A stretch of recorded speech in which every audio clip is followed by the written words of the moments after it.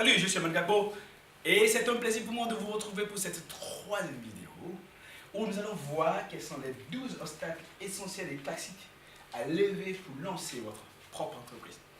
Dans la première vidéo, nous avons pu voir ensemble comment on fait pour trouver une idée d'entreprise. Vous avez pu voir comment on prend une idée d'entreprise pour pouvoir être sûr de ce qu'elle répond à ce qui nous permettra de pouvoir réussir en tant qu'entrepreneur.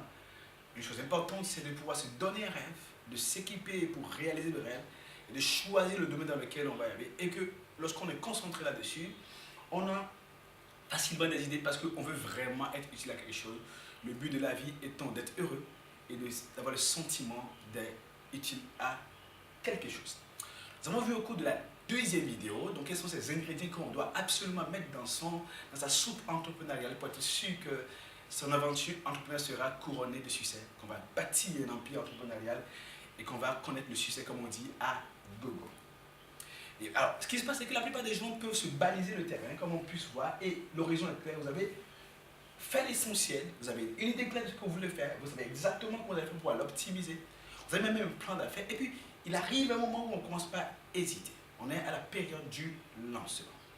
Vous savez, dans le programme Atelier de la création d'entreprise et à l'Académie de la création d'entreprise, nous sommes lancés comme défi à des agency group de vous apporter des outils précis pour pouvoir gérer efficacement tous les aspects de la création, de la gestion et du développement d'une nouvelle entreprise. Donc déjà, pour en savoir plus sur comment vous allez faire pour pouvoir hurler les deux premiers points que nous avons vus et pour pouvoir aussi lever les obstacles et lancer votre entreprise en toute sérénité, vous pouvez déjà aller sur www.monentreprise en 2017.com et vous aurez une idée claire de quels sont les outils que nous mettons à votre disposition, des MP3, des vidéos, du coaching, un atelier en présentiel et des livres à acheter en pack physique, des cas d'exercice, un guide pratique de la création d'entreprise, un journal pour créer son entreprise sur 100 jours. Et je vous donnerai un peu plus d'informations à la fin de cette vidéo pour que vous puissiez savoir exactement comment vous faites pour devenir le type d'entrepreneur qui soit outillé avant de se lancer. Alors, quels sont ces obstacles qui, lorsque vous ne les levez pas assez tôt,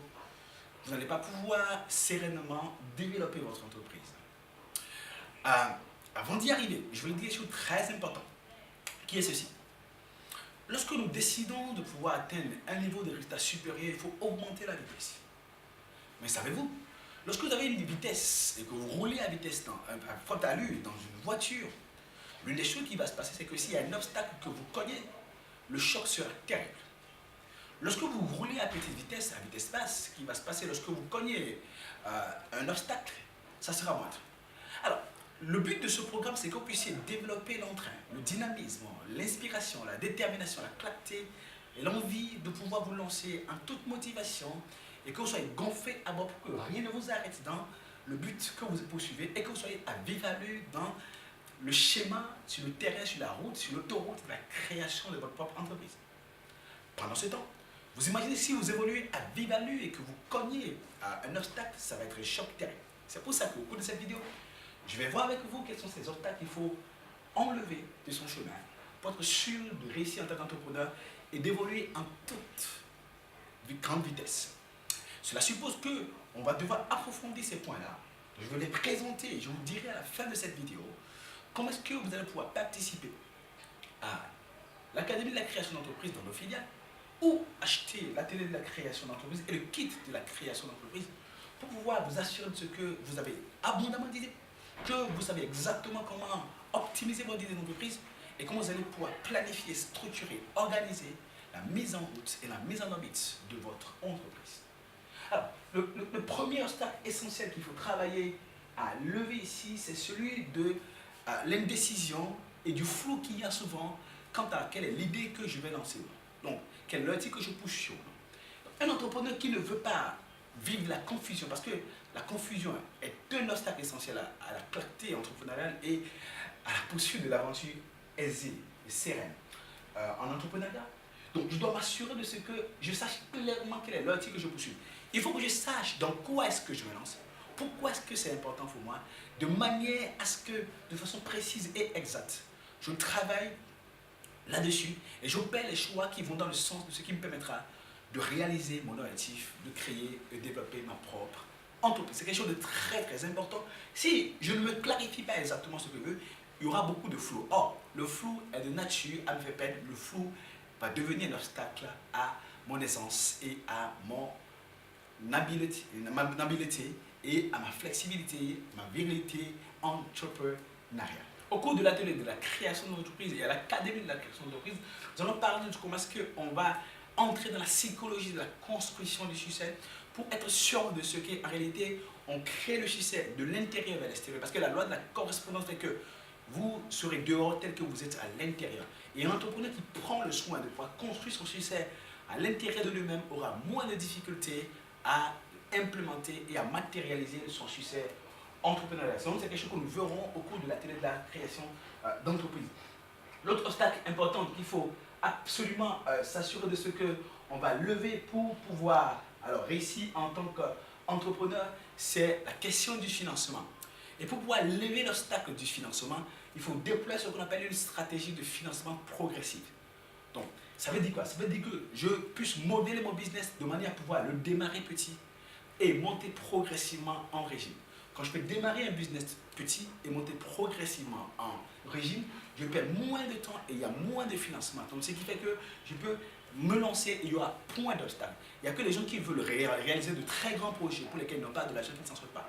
Les gens qui veulent réaliser de très grands projets et qui prennent un petit bout et qui décident de réussir à petite échelle ensuite, passer aux prochaines étapes, ceux-là, ils réussissent plus facilement. Et le défi ici, pour relever le défi du financement, il faut mettre en place une stratégie de financement progressif. Nous allons parler de ça plus longuement au cours de l'atelier de la création d'entreprise, quant à qu'est-ce qu'il faut exactement pour pouvoir déployer le système qui permette à ce que je puisse rêver grand, commencer petit et commencer par un petit bout et monter progressivement en régime. Donc l'autre obstacle important qu'il faut être sûr de pouvoir lever, c'est l'obstacle lié au local et aux charges de démarrage. Alors, il y a une façon très simple dont il faut procéder pour pouvoir lever cet obstacle-là. On appelle ça la méthode incubatoire. Vous savez, quand vous voulez lancer une entreprise, il y a une période morte, parfois suivant le type de business, au cours de laquelle vous n'avez pas encore de vente.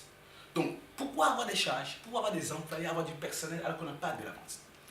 Le fait d'aller mettre par exemple son entreprise dans un centre d'incubation ou dans un incubateur vous permettra de pouvoir rester chez eux et de payer des charges allant de 25 000 à 300 000 suivant le cas, ce qui vous évite d'avoir de l'électricité, d'avoir fait de la décoration, avoir des salles de réunion, ce qui vous évite d'avoir une imprimante forcément, de soucis avec une connexion Internet. Vous allez éliminer alors les charges de démarrage grâce au centre incubateur où vous allez incuber votre entreprise avec des charges minimales.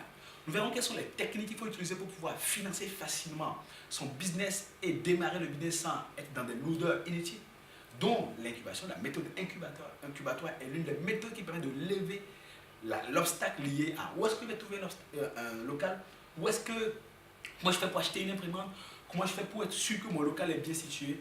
Avec les centres d'incubateurs et les centres d'affaires ou des centres de domiciliation d'entreprise, vous avez une bonne adresse.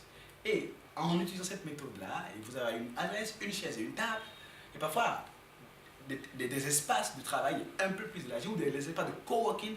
Joko Labs, Regus par exemple, ou Kalimba, sont des centres d'affaires que vous pouvez exploiter et qui vous permettent d'utiliser la méthode incubatoire et ne pas tomber dans le blocage et lever le blocage lié à où est-ce que je vais trouver un local et comment est-ce que je fais pour avoir un local bien situé avec de l'imprimante et la connexion Internet.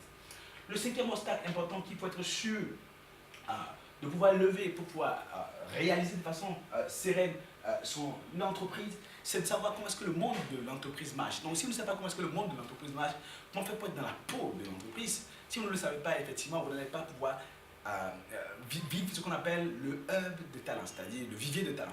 Il faut être dans le vivier des entrepreneurs pour pouvoir réussir en tant qu'entrepreneur. Alors, comment est-ce qu'on entre dans le vivier des entrepreneurs? On entre dans le vivier des entrepreneurs en lisant des livres sur les entrepreneurs, en lisant des articles sur les entrepreneurs, et naturellement en lisant des biographies d'entrepreneurs, en étant avec les entrepreneurs, en ayant des entrepreneurs comme mentors. Lorsque vous êtes dans un vivier, et que vous bénéficiez de ce qui se dit, ce qui se fait communément dans ce vivier, comme ceux qui s'assemblent se ressemblent, comme les oiseaux de même plumage volent ensemble, ils vont vous aider. Il faut marcher avec les grands lorsqu'on veut grandir. Et ceci est un élément important. Si vous ne faites pas ça, le monde des affaires sera étranger à vous. Je connais beaucoup d'entrepreneurs qui ont créé leur propre entreprise, mais ils redoutent tellement le monde des des affaires. Pourquoi? Parce qu'ils ne savent pas à quoi ça ressemble et ils ne lisent pas les entrepreneurs, ils ne sont pas avec les entrepreneurs, ils ne marchent pas avec les entrepreneurs.